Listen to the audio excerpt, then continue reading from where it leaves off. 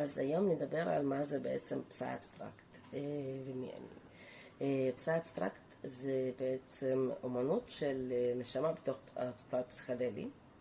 זה בעצם כשהנשמה מדברת. כל היצירות, כל האומנות, כל מה שמיוצר זה קולה של הנשמה.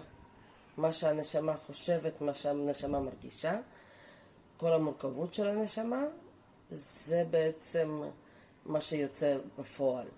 ובעצם כל מי שמסתכל על האומנות שלי, מסתכל על חלקיק של נשמה שלי. זהו, תודה.